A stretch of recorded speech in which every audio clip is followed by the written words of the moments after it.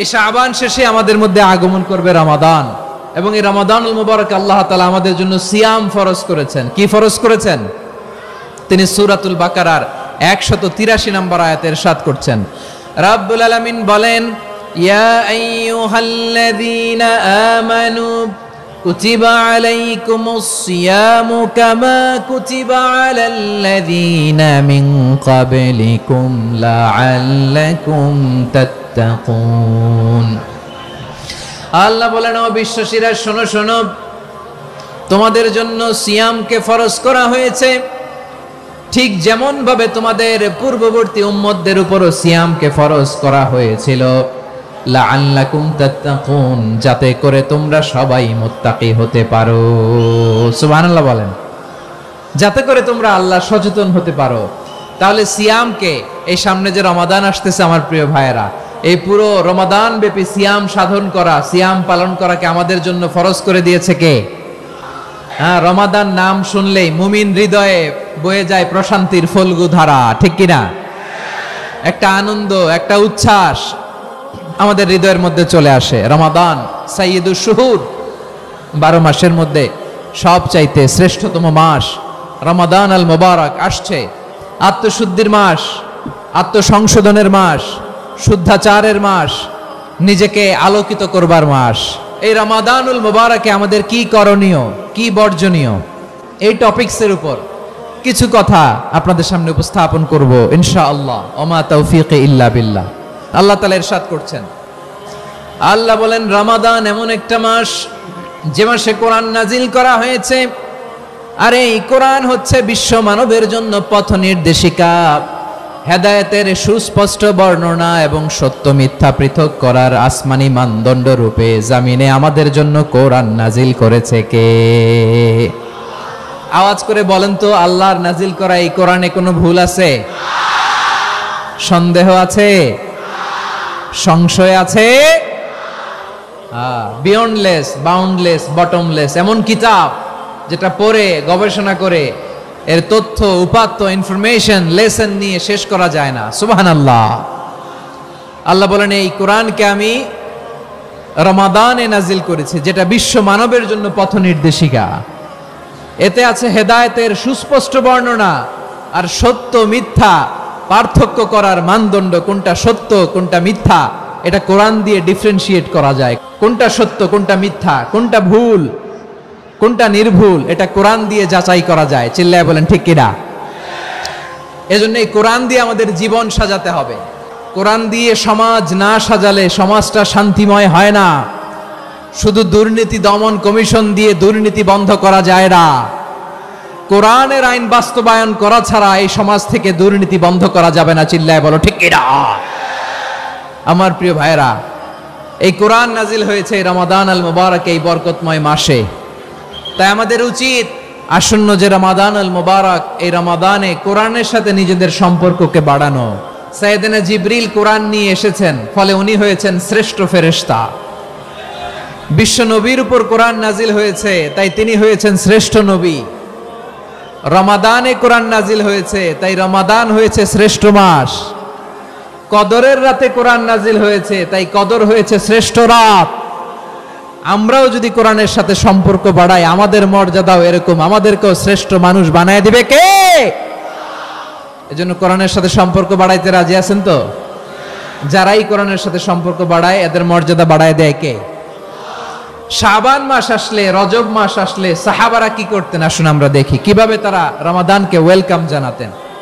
রজব শাবান আসলেই ওনারা রমাদান পর্যন্ত পৌঁছার আকুতি, আগ্রহ আর ফরিয়াদ আল্লাহর কাছে জানাতেন, আর বলতেন, ইয়া আল্লাহ, রমজান পর্যন্ত আমাদের হায়াত বাড়িয়ে দাও। আল্লাহুম্মা বাল্লিগনা রমাদান, আল্লাহ তুমি রমজান পর্যন্ত আমাদের পৌঁছে দাও। আল্লাহুম্মা বারিক লানা ফি রজব ওয়া শাবান ওয়া বাল্লিগনা রমাদান, আল্লাহ রজব শাবানে বরকত দাও, আল্লাহ রমজান পর্যন্ত তুমি আমাদেরকে পৌঁছে দাও। আওয়াজ করে পড়ে না আমিন। আচ্ছা, এই বছর যদি খুশনসিব হয় আমাদের, আমরা যদি পাই, আগামী বছরও যে রমাদান আমরা পাবো কোনো গ্যারান্টি আছে? তাহলে আসুন আমরা ভেবে নেই, হতে পারে this Ramadan could be the last and final Ramadan in our life. হতে পারে এই রমাদানই হতে পারে আমার জীবনের শেষ রমাদান। তাই আসুন আমরা আল্লাহর কাছে দোয়া করি, আল্লাহুম্মা বাল্লিগনা রমাদান, আল্লাহ তুমি রমাদান পর্যন্ত আমাদেরকে পৌঁছে দাও। আওয়াজ করে পড়েন আমিন। ইবনু রাজব আল হাম্বালি লাতাইফুল মাআরিফের মধ্যে লিখেছেন, সাহাবারা ওনারা রমাদান কেন্দ্রিক, আমাদের সালাফ সালফে সালেহিনরা রমাদান কেন্দ্রিক জীবন কাটাতেন। ওনারা রমজান আসার 6 মাস আগে আল্লাহর কাছে দোয়া করতেন, আল্লাহ রমজান পর্যন্ত পৌঁছে দাও। রমজান চলে যাওয়ার পরে বাকি 6 মাস আল্লাহর কাছে দোয়া করতেন, আল্লাহ এই রমাদানে যে ইবাদত করেছি এই ইবাদতগুলো তুমি কবুল করে নাও। সুবহানাল্লাহ। এই শাবান শেষে আমাদের মধ্যে আগমন করবে রমাদান, এবং এই রমাদানুল মুবারক আল্লাহ তাআলা আমাদের জন্য সিয়াম ফরজ করেছেন। কি ফরজ করেছেন? তিনি সূরাতুল বাকারার 183 নম্বর আয়াতে ইরশাদ করছেন, রাব্বুল আলামিন বলেন, ইয়া আইয়ুহাল্লাযীনা আমানু কুতিবা আলাইকুমুস সিয়ামু কামা কুতিবা আলাল্লাযীনা মিন ক্বাবলিকুম লাআল্লাকুম তাত্তাকুন। আল্লাহ বলেন, ও বিশ্বাসীরা শোনো শোনো, তোমাদের জন্য সিয়ামকে ফরজ করা হয়েছে, ঠিক যেমন ভাবে তোমাদের পূর্ববর্তী উম্মতদের উপরও সিয়ামকে ফরজ করা হয়েছিল, লাআল্লাকুম তাত্তাকুন, যাতে করে তোমরা সবাই মুত্তাকি হতে পারো। সুবহানাল্লাহ বলেন, যাতে করে তোমরা আল্লাহ সচেতন হতে পারো। তাহলে সিয়ামকে, এই সামনে যে রমাদান আসতেছে আমার প্রিয় ভাইয়েরা, এই পুরো রমাদান ব্যাপী সিয়াম সাধন করা, সিয়াম পালন করাকে আমাদের জন্য ফরজ করে দিয়েছে কে? এটা শুধু আমাদের উপরই ফরজ না, আমাদের আগে যত জাতিগোষ্ঠী এই পৃথিবীতে এসছে সবার উপরে সিয়াম পালনকে ফরজ করেছে কে? তবে ধরনটা ভিন্ন ছিল, এক এক জাতিগোষ্ঠীর জন্য এক এক ধরনের ছিল। আমাদের জন্য সিয়াম ফরজ টানা 1 মাস 30 দিন বা 29 দিন। পূর্ববর্তী অনেক উম্মতের উপর 1 মাস ছিল না, 3টা ফরজ ছিল। কয়টা? কারো জন্য শুধু একটা, আশুরার রোজা। কোন কোন উম্মতের জন্য 10টা। কোন কোন উম্মতের জন্য রোজা ফরজ ছিল মৌনতার রোজা, আরবিতে বলে সওমুল ইনসাত, মানে সারাদিন খেতে পারবে, পান করতে পারবে, কিন্তু কথা বলতে পারবে না। কথা বললেই তাদের রোজা ভেঙে যেত। পড়েন সুবহানাল্লাহ। তো রোজা রাখলে কথা বলতে পারবে না কেন? কারণ ওই শরীয়তে রোজার বিধান ছিল সকাল থেকে সন্ধ্যা খেতে পারবেন, পান করতে পারবেন, কিন্তু কথা বলতে পারবেন না। কথা বললেই রোজা ভেঙে যেত। সুবহানাল্লাহ বলেন। তাহলে সব জাতিগোষ্ঠীর উপরে রোজা ফরজ ছিল, কিন্তু ধরনটা ভিন্ন ছিল। মজার ব্যাপার হচ্ছে, আপনি বর্তমানেও বিভিন্ন ধর্মের দিকে তাকান, বৌদ্ধ ধর্ম, হিন্দু ধর্ম, খ্রিস্ট ধর্ম, তাদের মধ্যেও রোজা আছে। ইংরেজরা, খ্রিস্টানরা এটাকে বলে ফাস্টিং। কি বলে? ফাস্টিং। আমাদের হিন্দু ভাইয়েরা বলে উপবাস। তারা কি বলে? উপবাস। রাব্বুল আলামিন বলেন, ইয়া আইয়ুহাল্লাযীনা আমানু কুতিবা আলাইকুমুস সিয়াম, সিয়ামকে তোমাদের উপরে ফরজ করা হয়েছে, কামা কুতিবা আলাল্লাযীনা মিন ক্বাবলিকুম, যেমনি তোমাদের পূর্ববর্তীদের উপর রোজা ফরজ করা হয়েছিল, লাআল্লাকুম তাত্তাকুন, যাতে করে তোমরা আল্লাহ সচেতন হতে পারো, যাতে করে তোমরা মুত্তাকি হতে পারো। লাআল্লাকুম তাত্তাকুন, যাতে করে আমরা আল্লাহ সচেতন হতে পারি, আল্লাহ কনসিয়াসনেস আমাদের মধ্যে গ্রো করে। এটা হচ্ছে রোজার প্রাইম অবজেক্টিভ। রোজার উদ্দেশ্য কি, সিয়াম পালনের উদ্দেশ্য কি, এটা আল্লাহ তাআলা স্পষ্ট এই আয়াতের পেছনে বলেছেন যে লাআল্লাকুম তাত্তাকুন, যাতে করে তোমরা আল্লাহ সচেতন হতে পারো, আল্লাহ ভীতি তোমাদের মধ্যে গ্রো করে, গড কনসিয়াসনেস, আল্লাহ কনসিয়াসনেস, আল্লাহ সচেতনতা যেন বাড়ে, দ্য সেন্স অফ অ্যাকাউন্টেবিলিটি, আল্লাহর সুপ্রিম কোর্টের কাঠগড়া এই দুনিয়াতে আমি যাই করলাম তার সবকিছু যে পাই টু পাই হিসাব দিতে হবে, এই sense, to enhance the sense that whatever we do Allah is watching me। আপনি যাই করেন কেউ দেখে না, কিন্তু দেখে কে? শুরুতেই তো জিজ্ঞেস করেছিলাম যে কেউ যেটা দেখে না সেটা দেখেন কে? কেউ যেটা শোনে না সেটা শোনেন কে? এর নাম হচ্ছে লাআল্লাকুম তাত্তাকুন, যাতে করে তোমরা আল্লাহ সচেতন হতে পারো, আল্লাহ ভীরু হতে পারো। দুনিয়ার কেউ দেখে না, কিন্তু আল্লাহ দেখে। এটাই রোজার মূল শিক্ষা। আমার প্রিয় ভাইরা, আপনি লুকিয়ে লুকিয়ে ঘরের ভেতরে অন্যায় করেছেন, পাপ করেছেন, আপনার বাবা দেখে নাই, মা দেখে নাই, স্ত্রী দেখে নাই, কিন্তু দেখেছে কে? সব কিছুর মধ্য দিয়ে আপনাকে খেয়াল করতে হবে যে লাআল্লাকুম তাত্তাকুন, এই স্ট্যান্ডার্ড এটা অ্যাচিভ হচ্ছে কিনা আমাদের, যাতে করে তোমরা মুত্তাকি হতে পারো, আল্লাহ ভীরু হতে পারো। তাকওয়া, এটা হচ্ছে the essence of Islam. What is তাকওয়া? তাকওয়া মানে কি? তাকওয়ার সংজ্ঞা অনেকে অনেক ভাবে দিয়েছেন। আমি সরাসরি সাহাবাদের কাছ থেকে একটা সংজ্ঞা আপনাদের শোনাচ্ছি। ওমরে ফারুক রাদিয়াল্লাহু তাআলা আনহু উবাই ইবনে কাব রাদিয়াল্লাহু তাআলা আনহুকে জিজ্ঞেস করেছিলেন, ইয়া উবাই মা হুয়া তাকওয়া, হে উবাই তাকওয়া কি? তাকওয়া কাকে বলে? উবাই ইবনে কাব তিনি প্রশ্নের উত্তর না দিয়ে উনিও আবার প্রশ্ন ছুড়লেন। তিনি বললেন, ইয়া আমিরাল মুমিনিন আমা সালাকতা তরিকান যা শাউক, আপনি কি কাঁটাযুক্ত রাস্তা দিয়ে মরুভূমিতে কখনো হেঁটেছেন? যে রাস্তার চারদিকে ক্যাকটাস, গুলমলতার কাঁটা, হেঁটেছেন? ওমরে ফারুক বললেন, নাম হেঁটেছি। বালা, হেঁটেছি। কাইফা আমিলতা, কিভাবে হেঁটেছেন? ওমরে ফারুক বললেন, শাম্মারতু ওয়াজতাহাতু, আমি আমার জামা, জুব্বা আর চাদর আটোসাটো করে গায়ের সাথে এমন ভাবে মিলিয়ে রেখেছি, এমন সাবধানে হেঁটেছি যাতে করে মরুভূমির ক্যাকটাসের গুলমলতার কাঁটা আমার গায়ে বিঁধে না যায়। উবাই ইবনে কাব বললেন, ফাযালিকা হুয়া তাকওয়া, আরে তাহলে আপনি তো ঠিকই জানেন তাকওয়া মানে কি, এটাই তো তাকওয়া। ওই রাস্তা দিয়ে যেভাবে হেঁটেছেন পুরো দুনিয়ার জিন্দেগিটা এইভাবে সাবধানে চলার নামই হচ্ছে তাকওয়া। চিল্লায় বলো ঠিক কিনা? এই দুনিয়াতে পাপ পঙ্কিলতা থাকবে, শয়তানির হাতছানি থাকবে, অপরাধ প্রবণতা থাকবে, নফসের খায়েশ থাকবে, অন্যায়ের হাতছানি থাকবে। সব কিছুকে দলে মুচড়ে পেছনে ফেলে সাবধান হয়ে এই দুনিয়ার সিরাতুল মুস্তাকিমের পথে চলতে হবে। যেই রাস্তা শুরু হয়েছে দুনিয়াতে, শেষ হয়ে গিয়েছে আল্লাহর জান্নাতের ভেতরে। চিল্লায় বলেন ঠিক কিনা? উবাই ইবনে কাব বললেন, ও আমিরুল মুমিনিন, ওই কাঁটাযুক্ত গুলমলতার রাস্তার মধ্যে ঠিক যেমনি সাবধান হয়ে আপনি হেঁটেছেন, এই দুনিয়ার বুকে ওই সাবধান হয়ে চলার নাম হলো তাকওয়া। সুবহানাল্লাহ। তাকওয়ার শুধু দুইটা নমুনা আপনাদের সামনে পেশ করব, আপনাদের ক্লিয়ার হয়ে যাবে। একটা নমুনা তো দিলাম, আরেকটা নমুনা, সেটাও ওমরে ফারুক রাদিয়াল্লাহু তাআলা আনহুর জীবনী থেকে। উনি ছিলেন ন্যায়পরায়ণ শাসক। রাত্রিবেলা প্রজাদের কি হাল হাকিকত, কি অবস্থা, ঘুরে ঘুরে প্যাট্রোলিং করতেন পুলিশের মতো। সারা রাত তিনি ঘুরেছেন কার কি অবস্থা দেখে, শেষ রাতে তিনি ফিরে আসতেছেন। তো ফিরে আসার সময় উনি একটা প্রাচীর বেষ্টিত ঘরের পাশে দুইজন নারীর কথোপকথন শুনতে পেলেন। একজন বৃদ্ধা, একজন যুবতী। উনি কান লাগিয়ে শুনতে পাচ্ছেন। বৃদ্ধা মা, ওমর ফারুক কাউকে দেখতে পাচ্ছেন না, শুনতে পাচ্ছেন। বৃদ্ধা মা তার যুবতী মেয়েকে বলে, এই তাড়াতাড়ি ওটের দুধ দহন করে ওটের দুধের সাথে পানি মিশাও, তাইলে কালকে বাজারে মদিনায় বেশি দামে বিক্রি করা যাবে, লাভ হবে অনেক। বৃদ্ধা মহিলা এটা বললেন। যুবতী মেয়ে উত্তরে বলে, মা আপনি জানেন না আমিরুল মুমিনিন খলিফাতুল মুসলিমিন ওমরে ফারুক দুধে পানি মিশানোকে দণ্ডনীয় অপরাধ বলে ঘোষণা দিয়েছে, জানেন না? এবার বৃদ্ধা মহিলা বলে, আরে পাগলি, এই ভোর রাতে আমিরুল মুমিনিন ওমরে ফারুক আসবে কোত্থেকে? কেউ দেখবে না। আরে কেউ দেখবে না, তাড়াতাড়ি দুধের সাথে পানি মেশাও। এই কথা যখন মা বলেছে, যুবতী মেয়েটা চমৎকার একটা উত্তর দিয়েছে।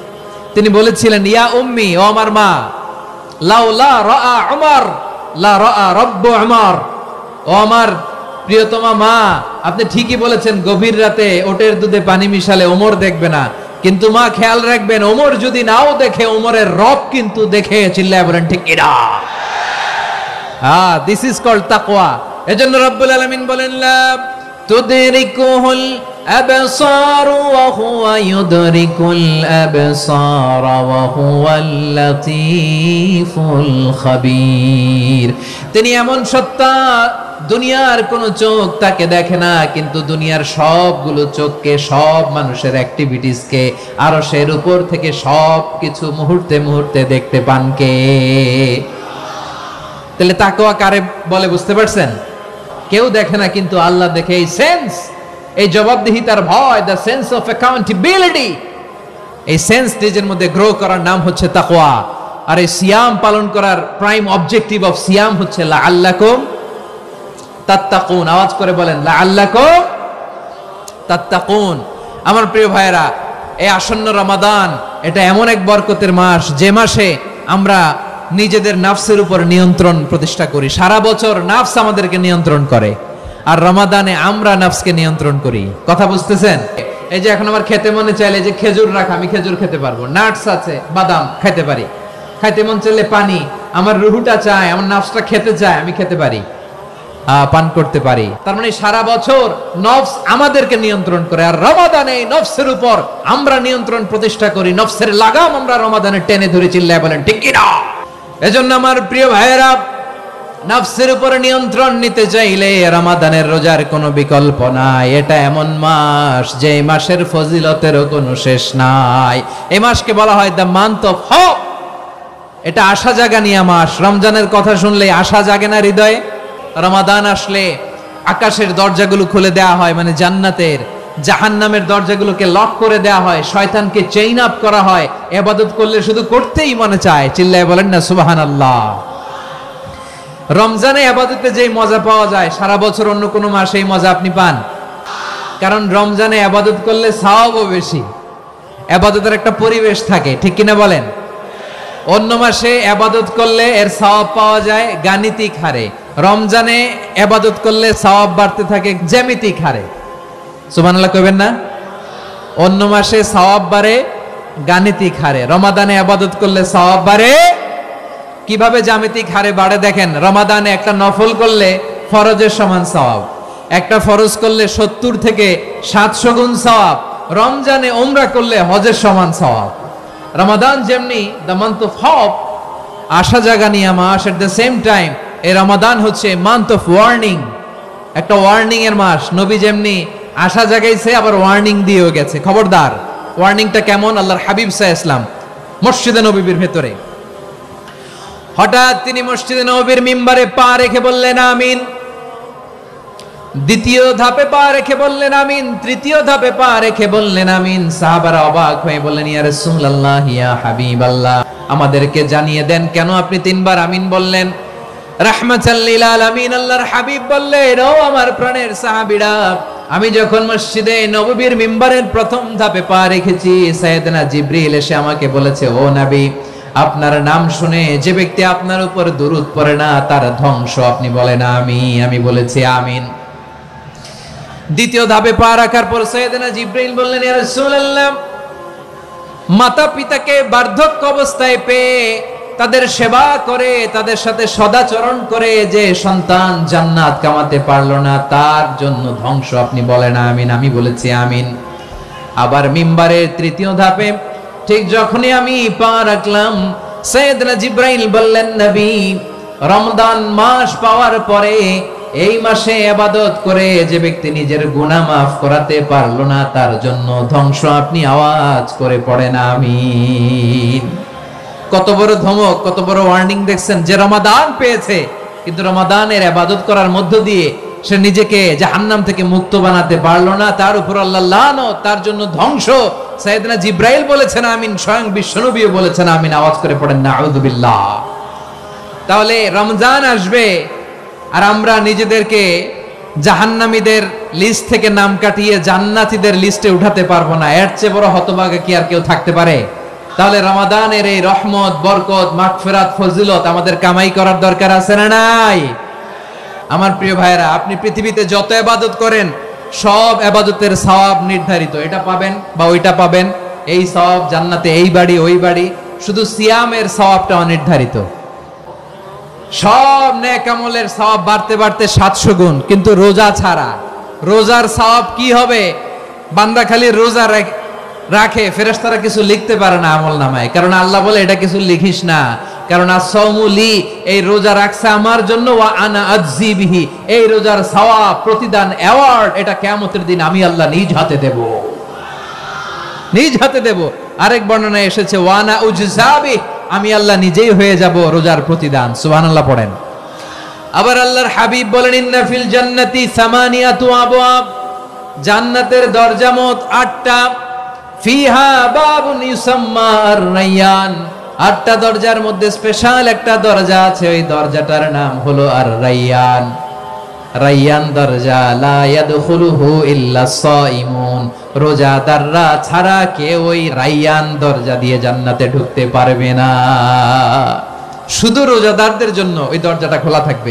দরজাটার নাম লা ইয়াদখুলুহু ইল্লা সাইমুন, রোজাদাররা ছাড়া কেউ ঢুকতে পারবে না।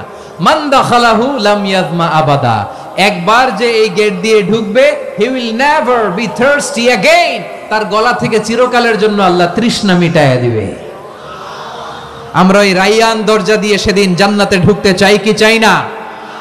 আমার প্রিয় ভাইরা, প্রতি রাতে রমাদানে আল্লাহর ফেরেশতারা আহ্বান জানায়, ইয়া বাগিয়াল খাইরি আকবিল, ইয়া বাগিয়া শাররি আকসির, হে কল্যাণের পথের যাত্রী, আকবিল প্রসিড, আরো ইবাদত করো, আগাও আগাও, আরো জান্নাতের নাজ নেয়ামত কামাও।